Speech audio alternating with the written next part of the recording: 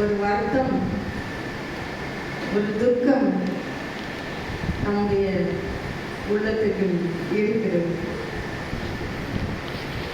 எல்லாரும் எவ்வளோ அழகாக இருக்கீங்க, நான் பார்த்துட்டே இருந்தேன். பூலாம் வச்சுருக்கீங்களா? ஒரு எல்லோ கலர் பூ கொடுத்தாங்க, ரொம்ப அழகாக இருந்தது. உங்கள் பூவில் இருக்கீங்க, ரொம்ப சந்தோஷம். எப்பவும் சந்தோஷமா இருங்க.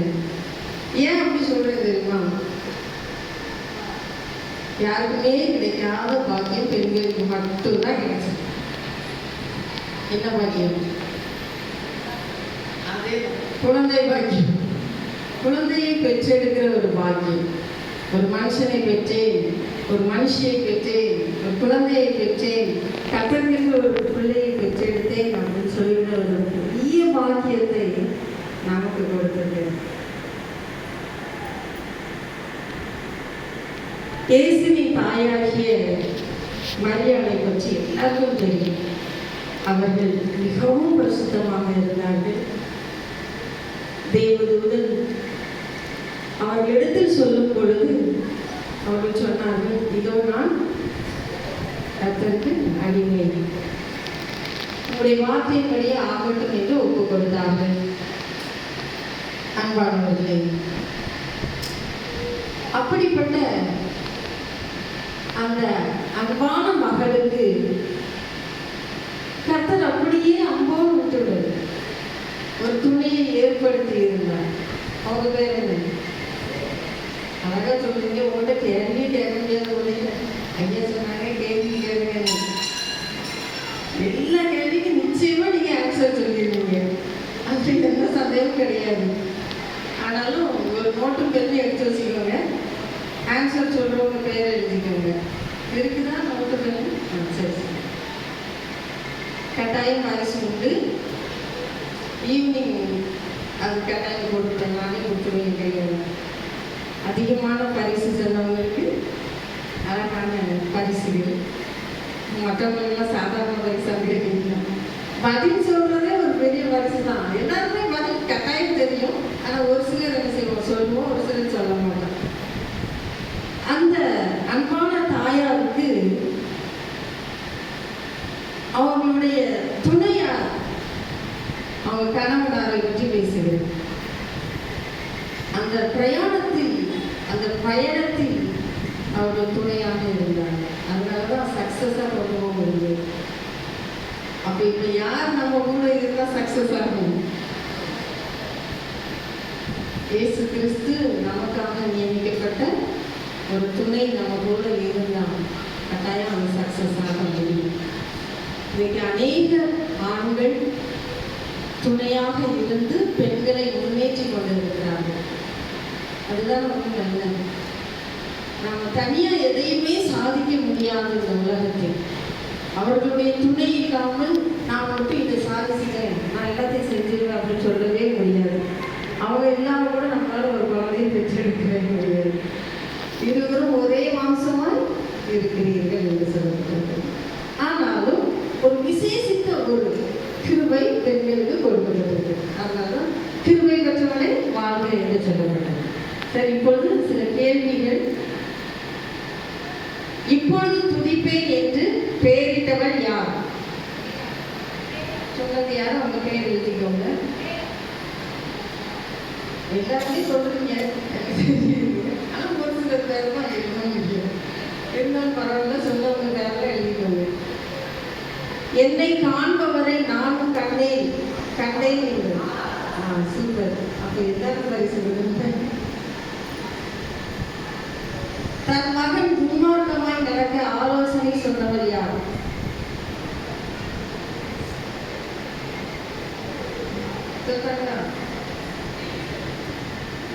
தன் மகன் துன்மார்க்கமாய் நடக்க ஆலோசனை சொன்னவர் யார்? ஆரம்பிக்கும். இதுல முடியும். கரெக்ட். அது சொன்னவங்க பேர் எழுதிக்கோங்க. அப்படிதான் சில பைக்கு ஸ்டார்ட் எடுக்காது, எடுத்துட்டு வாழ ஆரம்பிச்சு அப்புறம் நிற்கவே நிற்கிறது. இடையில நிப்பாட்ட என்ன ஆயிடும், திரும்ப ஸ்டார்ட் பண்ண முடியுமா? முடியாது. அதை போல தான் இங்கே நாங்கள் ஒரு சிலர் அப்படிதான், நாங்கள் அப்படிதான் இருக்கோம்.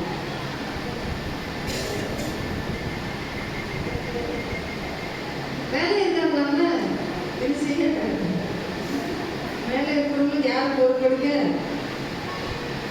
அப்படியே அங்கிருந்து உங்க பேரை சொல்லிருங்க.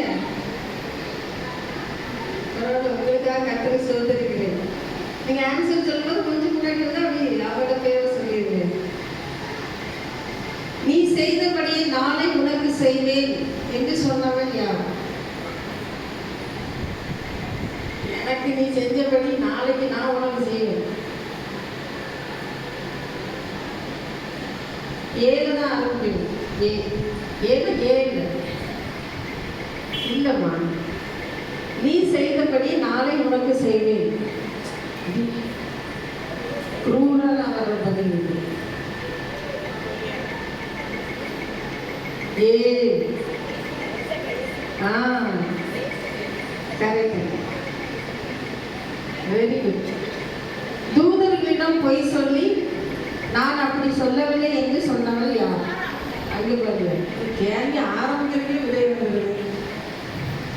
Very good. கிழக்கின் நட்சத்திரம் யார்?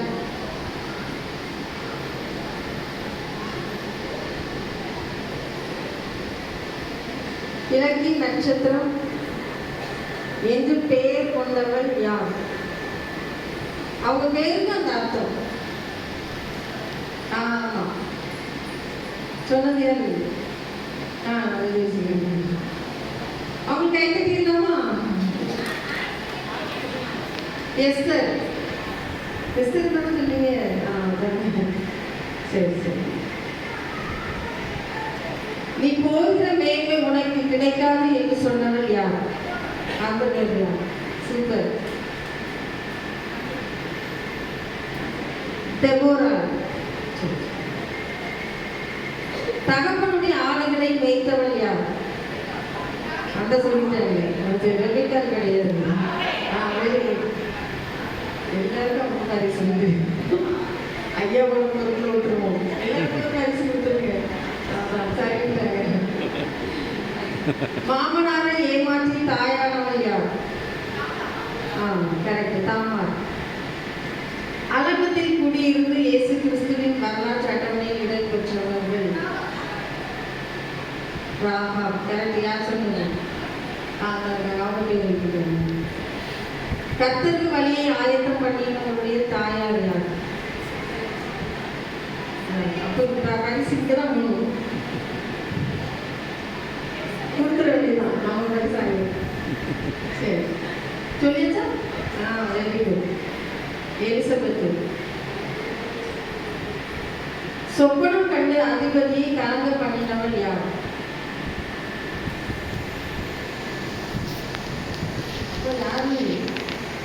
உங்களுக்கு இந்த சான்ஸ் போகுது. சொப்பனம் கண்டு அதிபதியை கலங்க பண்ணினவள் யார்? லாஸ்ட் கட்டத்துல இயேசு கிறிஸ்துவ கைது பண்ணி கொண்டு போயிருவாங்க. இப்ப சொல்றாங்க பார்த்தீங்களா? சரி, கரெக்ட். ஐயா கரெக்டாக சொல்றாங்க. எல்லாத்துலேயும் பண்ணிடுங்க. சொன்னவங்க பேர் எழுதிங்களா? சரி. ஆடு மேய்த்த அரசனுக்கு வாய்த்த அழகிய புத்திசாலி மனைவி யார்?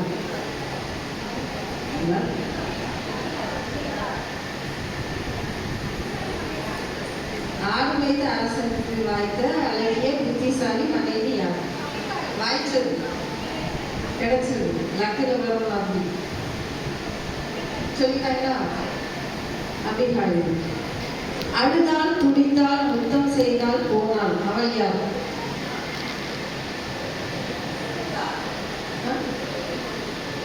அழுதால், துடித்தால், முத்தம் செய்தால், தாமக்குள்ள போயாச்சு, திரும்பி போயாச்சு. ஆமா, போர்க்கா அவங்க நேம் எழுதிக்கணும். சரி, இதுல அதிகமா ஆன்சர் சொன்னவங்க பேர் இருக்கா? நிறைய. யார் அவங்க? கேட்கணுமா? ஈவினிங் கூட்டத்தில் அவங்களுக்கு பரிசு கொடுக்கணும். ஒரு நிமிடம் நாம் ஜெபம் செய்வோமா? அப்பா பிதாவே, உங்களை துதிக்கிறோம், உங்களை ஸ்தோத்திரிக்கிறோம். அம்மா, நீர் கொடுத்த இந்த பரிசுத்த ஓய்வு நாளுக்காக மகளிர் தினத்துக்காக நன்றி செலுத்துகிறோம். பெண்களாகிய நாங்கள் உங்களுடைய சமூகத்திற்கு வந்திருக்கிறோம். அப்பா, நீர் ஆணும் பெண்ணுமாக சிருஷ்டித்தீர், இருவரையும் ஒரே மாம்சமாக வைத்தீர். ஒருவனை ஏன் படைத்து பக்தியுள்ள சந்ததியை பெற்றெடுக்கும்படியாக என்று சொல்கிறப்பா, ஒருவருக்கு ஒருவர் விட்டுக் கொடுக்கவும், மனத்தாழ்மை அணிந்து கொள்ளவும், அன்பாயிருக்கவும், உங்களுடைய நித்திய கட்டளையை நிறைவேற்றவும் எங்களுக்கும் தேவைதாங்க. இந்த நேரத்தில் உங்களுடைய பரிசுத்த வேத வசனங்களை தியானிக்க இருக்கிறோம். அப்பா, உங்களுடைய வார்த்தை மூலம் எங்களோடு பேசு. மீட்பர் இயேசுவின் நாமத்தில் ஜெபிக்கிறோம் நல்ல பிதாவே, ஆமென்.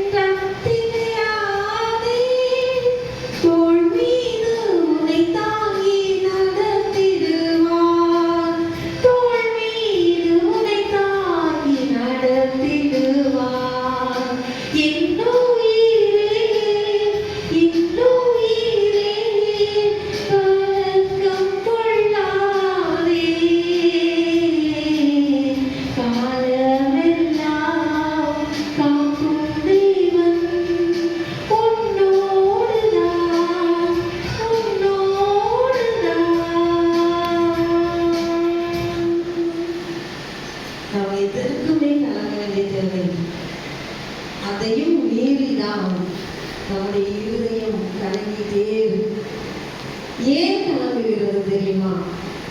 பெண்கள் நிறைய பேர் சொல்றதை கேள்விப்பட்டிருக்கு. நாம் எல்லாருமே சொல்ற ஒரு காரியம், தகப்பனா இருந்தாலும் தாயா இருந்தாலும் சொல்லுகிற ஒரு காரியம், என் பிள்ளை நல்லா வந்துடும். நான் தான் இப்படி இருக்கேன், ஆனா என் பிள்ளை நல்லா வந்துடும், என் பேர பிள்ளைங்க நல்லா வரணும், இதுதான் நாங்கள் விரும்புகிறோம் அப்படின்னு சொல்றதை நான் கேள்விப்பட்டிருக்கேன். சிலர் சொல்லுவாங்க, அவங்களுக்கு வந்தது எனக்கு வந்திருக்க கூடாதா, என் பிள்ளைக்கு வந்த இந்த நோய் எனக்கு வந்திருக்க கூடாதான்னு சொல்லுவாங்க.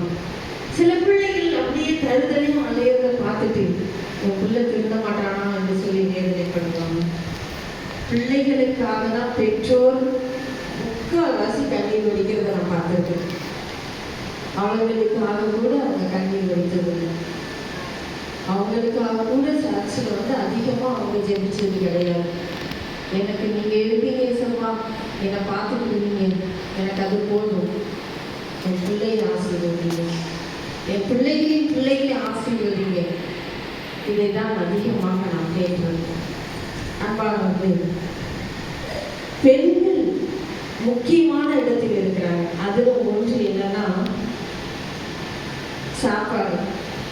கணவரானாலும் சரி, பிள்ளைகளானாலும் சரி, அம்மா அப்பானாலும் சரி, பாட்டி தத்தானாலும் சரி, யாருக்கு தான் வந்து கேட்பாங்க, ஏம்மா என்னம்மா சாப்பாடு செஞ்சுட்டியாம்மா? அதுவும் பசங்க இருந்தாங்கன்னா, பெற்றெடுத்த பிள்ளைகள் வந்தாங்கன்னா இப்படிலாம் கெஞ்சிலாம் கேட்க மாட்டாங்க. ஏம்மா என்னம்மா சாப்பாடு? அவங்க போடுற அதிகாரம் பயங்கரமா இருக்கும். அங்கிருந்து ஒரு சத்தம் வரும், அம்மா அப்படின்னு. அவங்களும் அம்மான்னு தான் கூப்பிடுவாங்க. ஆக நாம் போஷிக்கிற ஒரு இடத்தில் இருக்கிறோம். நீதிமொழிகள் 31ஆம் அதிகாரம் வசனம் 15.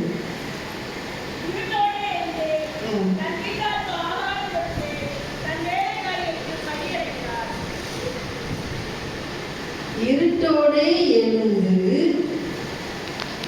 தன் வீட்டார் அனைவருக்கும் ஆகாரம் கொடுத்து தன் வேலைக்காரர்களுக்கு படிக்கிறார். சரி, இருட்டுனா என்னது? சிலர் அலாரம் வைப்போமா தான் இருக்குதுல்ல. 4 மணிக்கு அலாரம் வந்துச்சு, 7 மணிக்கு எழுவோம்.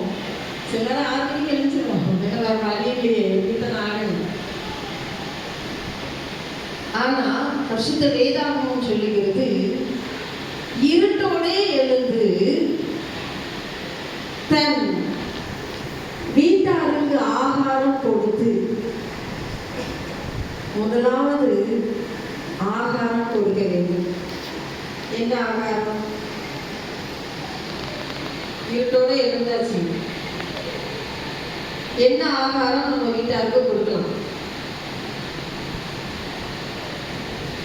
காலையில் என்ன டிஃபன், மதியம் லஞ்சுக்கு என்னது, நைட்டு டின்னருக்கு என்னது, இது எல்லாருக்கும் தெரிஞ்சதுதான். அதை தவிர்த்து என்ன ஆகாரம் கொடுக்கலாம்? அந்த நாட்கள்ல சில ஊழியர்கள் சொல்லுகிறத நம்ம கேள்விப்பட்டிருக்கோம். இந்த நாட்கள்லயும் இருக்காங்க, அப்படி பெற்றோர்கள் இருக்காங்க.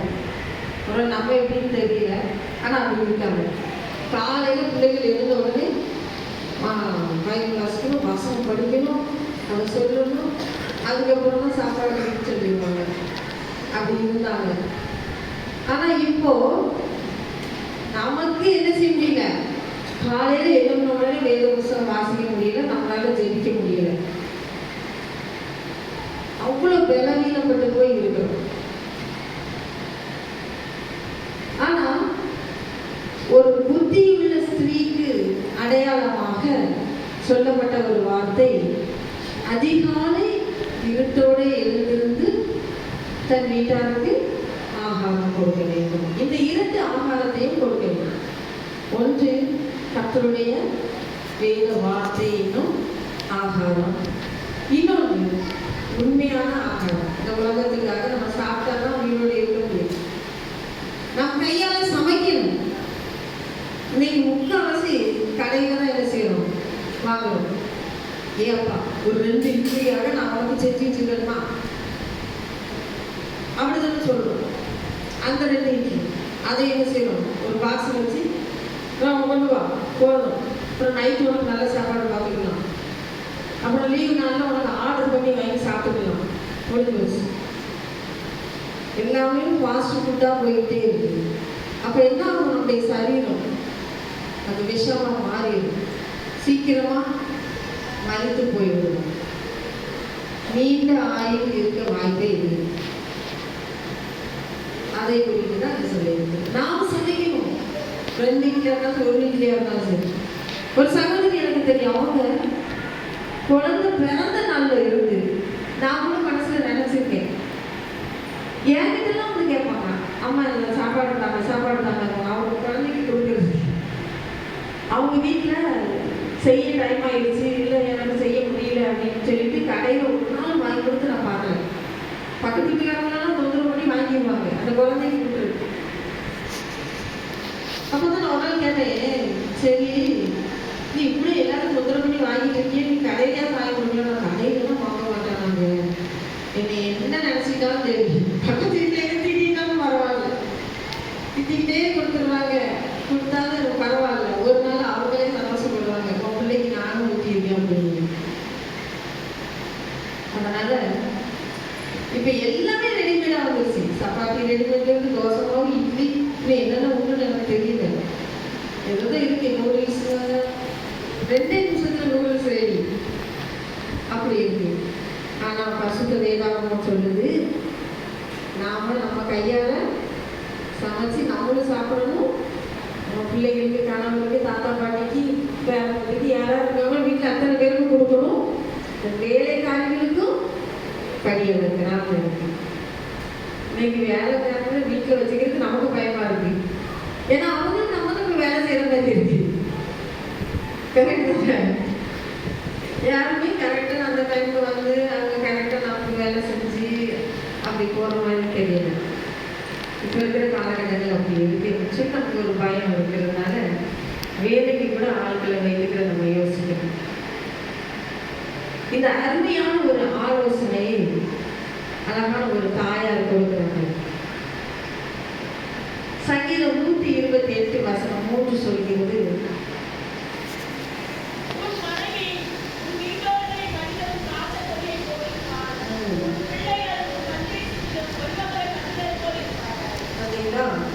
இந்த திராட்சை செடியை போல உன் மனைவி இருப்பாள் அப்படின்னு சொல்லப்பட்டிருக்கிறது.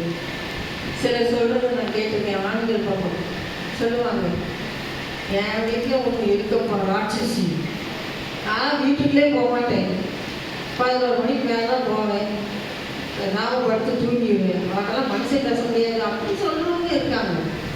அவங்க ஏன் அப்படி கோவப்படுறாங்கன்னு இவங்க யோசிக்கவே மாட்டாங்க. பெண்கள்லாம் கோவப்படக்கூடாது, அன்பா இருக்கணும், அமைதியா இருக்கணும், அருமையா இருக்கணும், அவ்வளவுதான்.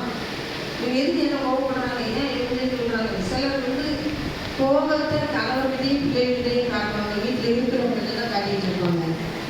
வேற வழி அவங்களுக்கு தெரியாது, என்ன செய்யணும்னு புரியாது. அப்போ அவங்க கோபத்தை அப்படி காட்டுறாங்க. அந்த வீட்டுக்குள்ள போகணும்னு ஆசையா இருக்கணும். என் மனைவி எப்போ பார்ப்போம், என் பிள்ளைகளை எப்போ பார்ப்போம்னு இருக்கணும். அதுதான் வாழ்க்கை. சும்மா அப்படி ரோபோட் மாதிரி இருக்கக்கூடாது. அப்படி நிறைய பேரோட வாழ்க்கை அப்படிதான் இருக்கு. காலையில அதே டைம் டேபிள் போட்ட மாதிரி வாழ்ந்துட்டு இருக்காங்க. ஒரு சந்தோஷம் கிடையாது, வீட்டுக்குள்ள மகிழ்ச்சியே கிடையாது, குடும்பமா ஒரு இடத்துக்கு போனதே கிடையாது. ஒரு சகோதரி சொன்னாங்க, கிறிஸ்தவர்கள் பாக்கியவான்கள் அப்படின்னாங்க. எப்படி சொல்றீங்க? நீங்க ஞாயிற்றுக்கிழமையான கர்த்தரை ஆராதிக்க போயிருக்கீங்க, சரி, அதனால பாக்கியவான்களா? இல்லம்மா, அங்க நீங்க கைத்தட்டி நல்லா பாடுறீங்க, உங்க மனசுல உள்ள கவலையெல்லாம் அங்க கொட்டிட்டு வந்துருக்கீங்க, அதனால பாக்கியவான்களா? ஆமா. எப்படி? நாங்கெல்லாம் எங்கேயுமே போக மாட்டோம், எங்க கவலையெல்லாம் உள்ளே வச்சு அடக்கி. இன்னைக்கு எனக்கு என்ன வந்துருச்சு? ஹார்ட் அட்டாக் வந்துருச்சு. நீங்க அப்படி இல்லை, எப்படாடு பட்டாலும் ஞாயிற்றுக்கிழமை சர்ச்சுக்கு வந்துருக்கீங்க. எவ்வளவு கவலைகள் இருந்தாலும், எவ்வளவு பாடுகள் இருந்தாலும் வாயை திறந்து பாட்டு பாடுறீங்க, கை தட்டி பாடுறீங்க. இதுல எவ்வளவு ரிலீஸ் ஆகும் தெரியுமா? இவ்வளவு டென்ஷன், எவ்வளவு பயம் எல்லாமே போயிடும்.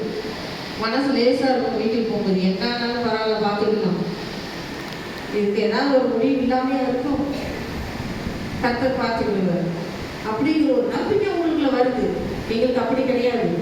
ஒரே பிஸ்னஸ் பிஸ்னஸ் ஒரே ஓட்டாம ஓடிட்டே இருந்துட்டு கடைசி நேரத்துல இந்த மாதிரி காட்டுறது, இந்த மாதிரி பிரச்சனை, போராட்டம், மரணத்துக்குரிய நோய்களை நாங்கள் சந்திச்சுட்டு இருக்கோம். கொஞ்சம் கூட எங்களுக்கெல்லாம் சந்தோஷம் இல்லை. பணம் பணம் பணம் பணம் தான் எங்க நோக்கம். ஆனா உங்களுடைய நோக்கம்லாம் என்னது? இப்ப இதுக்கு ஆன்சர்ஸ் கரெக்டா சொல்லணும். உங்களுடைய நோக்கம் என்னது? ஆமா, இந்த உலகத்தில் இருக்கும்போது கர்த்தரை ஆராதிக்கணும், நித்திய ஜீவனுக்கு போகணும். யாரை கேட்டாலும் நீங்க அவங்க கட்டாயம் சொல்லுவீங்க, உலகத்துலதான் நான் பாடுபட்டு இருக்கேன், எனக்கு கட்டாயம் எங்க போகணும், நான் நித்திய ஜீவனை பெற்றுக்கொள்ளணும், தேவனுடைய ராஜ்யத்துக்குள்ள நான் பிரவேசிக்கணும். இன்னும் உலகத்தில் மிஞ்சி மிஞ்சி போனா 80 வருஷம் என்னை போட்டு பாடப்படுத்துவாங்க, அதுக்கப்புறம் நான் கட்டாயம் கர்த்தருடைய ராஜ்யத்துக்கு போயிடுவேன். அந்த விசுவாசம் எல்லாருக்குள்ளேயே இருக்கு. அதுதான் அவங்க சொன்னாங்க, உங்களுக்குள்ள இருக்கிற அந்த நம்பிக்கை எங்களுக்குள்ள கிடையாது. எங்களுக்கு இந்த உலகம் தான் வாழ்க்கை. கோடி கோடியா பணம் சம்பாதிக்கிறது, ஓடிட்டே இந்த பிசினஸ் அந்த பிசினஸ், அதை மட்டும் அறுத்துது பணத்துக்காக நாங்க ஓடிட்டு இப்ப எங்க உயிருக்கு உத்தரவாதம் இல்லாமல் நின்று கொண்டு இருக்கிறோம்னு சொன்னாங்க. அது மாத்திரம் இல்ல,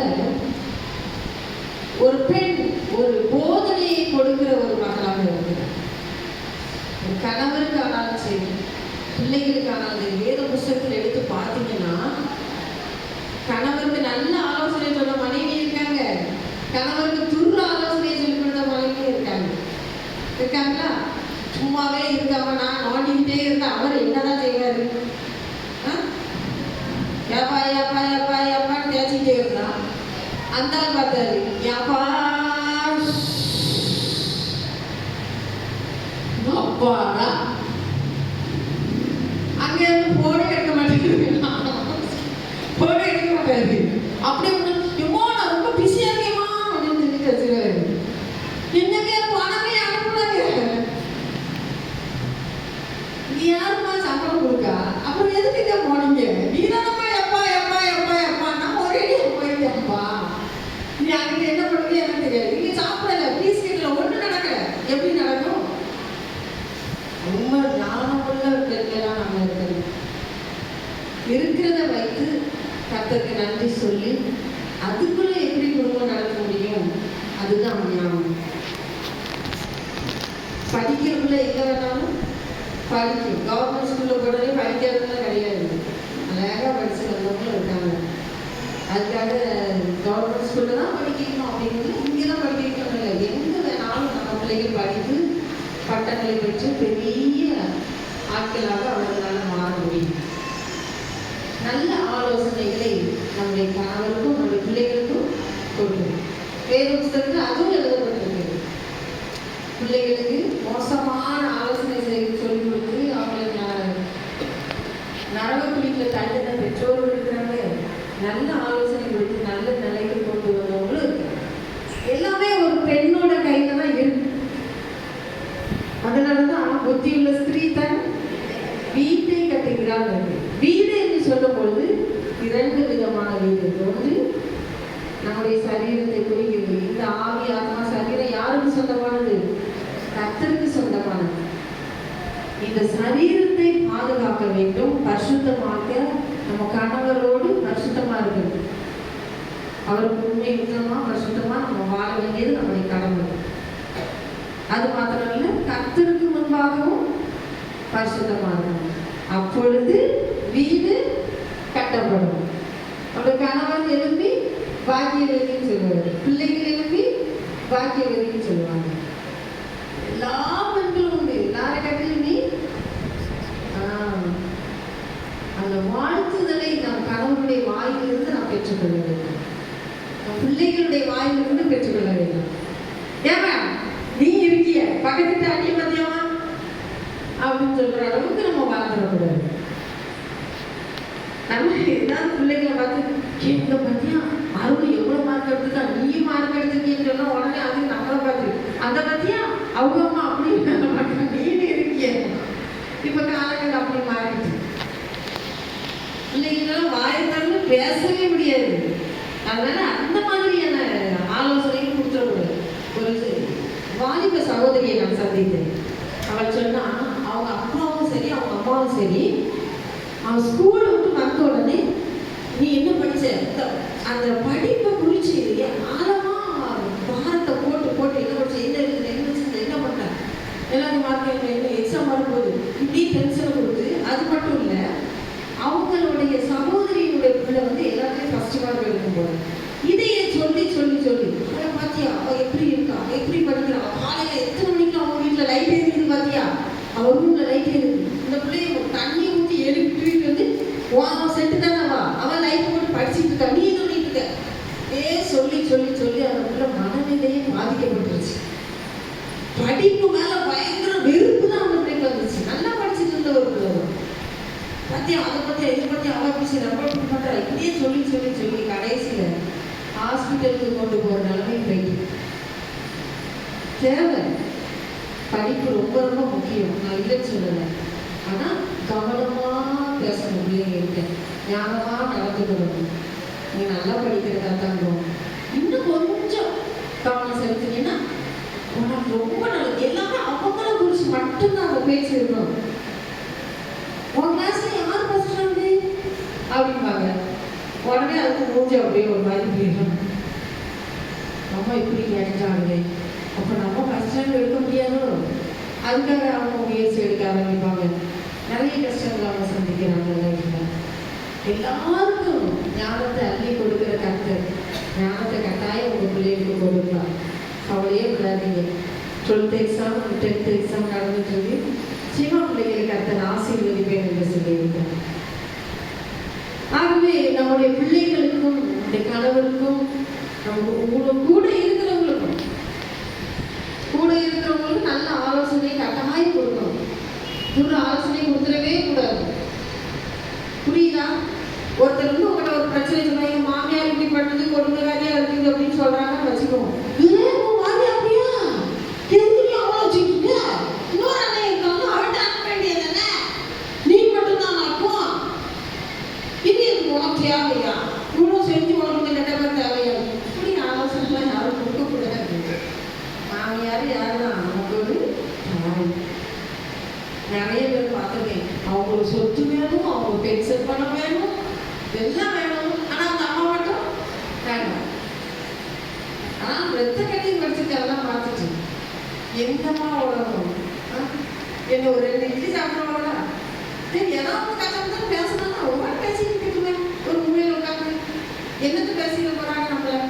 அதுன்னு நம்மளை பார்த்துக்கணும். பிள்ளைங்க கேட்டால் வயசாகி பாட்டி அப்படிதான் இருப்பாங்கம்மா, நீ என்ன வந்து அட்ஜஸ்ட் பண்ணிக்க முடிஞ்சு போச்சு. பிள்ளைங்களும் புரிஞ்சுக்குவாங்க. இவ்வளோ பிள்ளைங்களுக்குலாம் பாட்டி தந்தாலும் ரொம்ப பிடிக்கதான் செய்யுது. நம்ம தான் அவங்கள விட்டு எடுத்துக்கிறோம். தனி கொடுத்துட்டு போகணும், தனிமையாகப்பட்டோம், எப்போ படிக்கணும் இப்படி டிஸ்டர்ப் பண்ணிடாதீங்க அப்படின்னு நம்ம தான் எல்லா உறவுகளையும் விட்டு தனித்தனியாக வந்து இப்போ தனியாக உட்காந்துட்டு இருக்கோம். இப்போ தனிமையாகப்பட்ட ஒரு நிலைமையில இருக்கிறோம். 3வது ஒரு காரியம், பொறுப்புள்ளவர்களாக நாம் இருக்க வேண்டும். அதுதான் இன்னைக்கு ரொம்ப ரொம்ப முக்கியம். வாசிக்கலாமா? நீதிமொழிகள்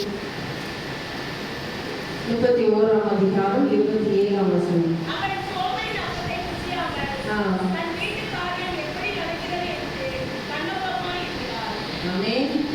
தன் வீட்டு காரியம் எப்படி நடக்கிறதுக்கு கண்ணோக்கமா இருக்கிறார்.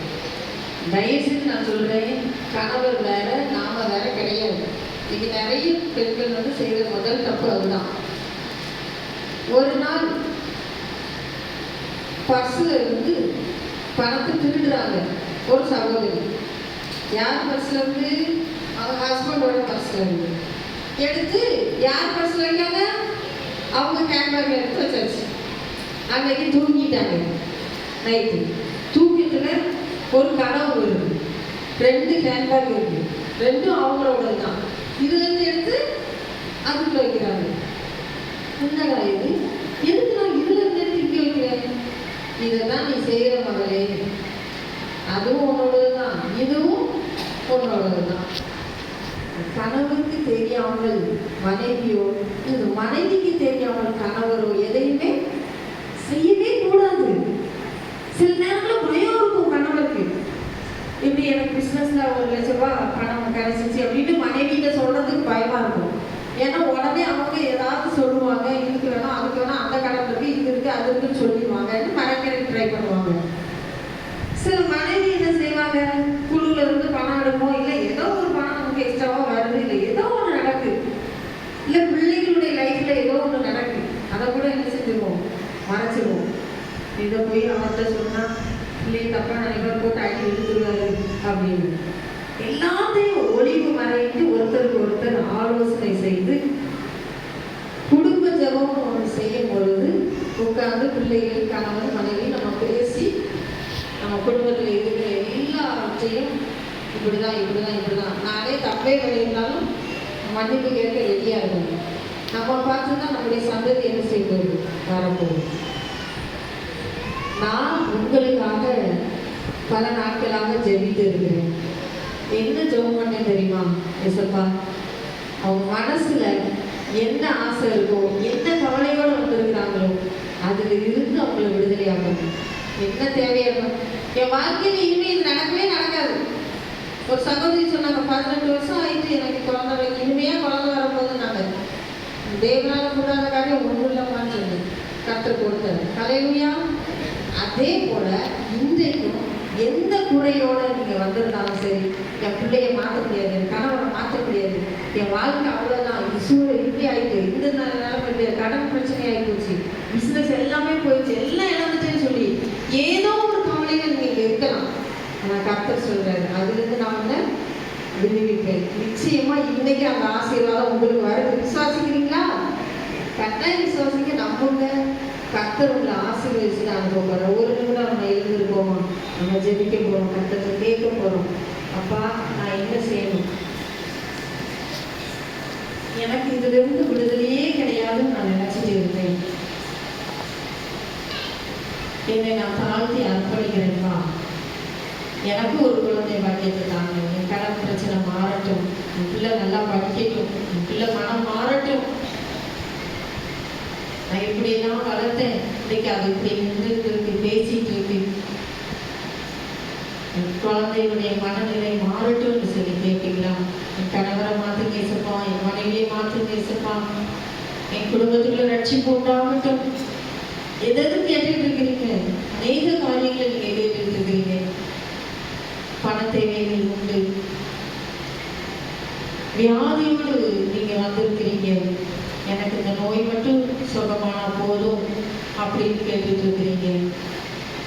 என் தேவனால கூட அந்த ஒன்றுமே எவ்வளோ அற்புதம் இயேசப்பா செஞ்சிருக்காங்க. இப்போ அவருடைய பரிசுத்த ஆவியானவர் இந்த ஆலயத்துல இருக்கிற உங்கள் ஒவ்வொருவர் மீதும் உலாவை கொண்டிருக்கிறத நான் பார்க்கிறேன். அவருடைய அன்பு கரம் உங்களை தொடுகிறது. எனக்கு என் வாழ்க்கையில ஒரு மாற்றம் வர வாய்ப்பே இல்லை. நல்லா இருந்தேன், பணமும் புகழும் எல்லாம் இருந்துச்சு. இன்னைக்கு நான் இந்த சூழ்நிலையில் இருக்கிற எல்லாத்தையும் இழந்துட்டேன் அப்படின்னு ஒரு சகோதரி அழுதுட்டே இருக்கீங்க. கர்த்தர் சொல்லுகிறார், நீ இழந்ததை நான் உனக்கு திரும்ப தருவேன். நீ இழந்ததை நான் உனக்கு திரும்ப தருவேன். சகோதரன் சகோதரி எல்லாருமே நீங்க ஒவ்வொரு காரியத்துக்காக ஜெபித்து கொண்டிருக்கீங்க. அப்பா, என் வாழ்க்கையில் ஒரு அற்புதம் செய்யுங்க, என் காரியங்கள் மாறட்டும், சூழ்நிலைகள் மாறட்டும், என் பிசினஸ்ல ஒரு அற்புதம் நடக்கட்டும், குடும்பத்துக்குள்ள நிம்மதி சமாதானம் உண்டாகட்டும் என்று சொல்லி கேட்டுக்கொண்டிருக்கிறீர்கள். நிச்சயமாக அந்த அற்புதமும் அந்த சமாதானமும் சந்தோஷமும் உங்கள் குடும்பத்துக்குள்ளே மறுபடியும் உண்டாகும். உங்களை விட்டு போயிட்டாங்கன்னு சொல்லி ஒரு சகோதரி வேதனைப்பட்டு இருக்கிறீங்க. கட்டாயம் கர்த்தர் அவங்களை திரும்ப கொண்டு வருவார். வேதனைப்படாதீங்க. பரிசுத்த ஆலயத்தில் இருந்து கேட்கப்படுகிற ஒவ்வொரு ஜெபத்திற்கும் விண்ணப்பத்திற்கும் கர்த்தருடைய கண்கள் பார்க்கிறவைகளாகவும் செவிகள் கேட்கிறவைகளாகவும் இருக்கிறது. இன்றைக்கு உங்களுடைய இருதயத்தின் கண்ணீரை அவர் பார்க்கிறார், இருதயத்தின் வேதனையை அவர் பார்க்கிறார். நிச்சயமாக உங்களை ஆசீர்வதிப்பேன் என்று சொல்லுகிறார். அன்பின் பரலோக பிதாவே, எங்களோடு நீ பேசினதற்காக நன்றி. கண்ணீரோடு வந்திருக்கிறவங்க மகனுக்காக, கண்ணீரோடு வந்திருக்கிறவங்க மகனுக்காக நான் ஜெபிக்கிறேன். அப்பா, நீ யாரை ஆசீர்வதிப்பாயோ அவர்களை ஆசீர்வதிப்பேன் என்று சொல்லி வாக்கு கொடுத்து நீ ஊழியத்திற்கு அழைத்தீரே. அப்பா, இருக்கிற சிறியோர் முதல் பெரியோர் வரைக்கும் ஆசீர்வதிக்கப்படுவார்களாக. குடும்பத்தின் சாப கட்டுகள் மறையட்டும், செய்வினை கட்டுகள் மறையட்டும்.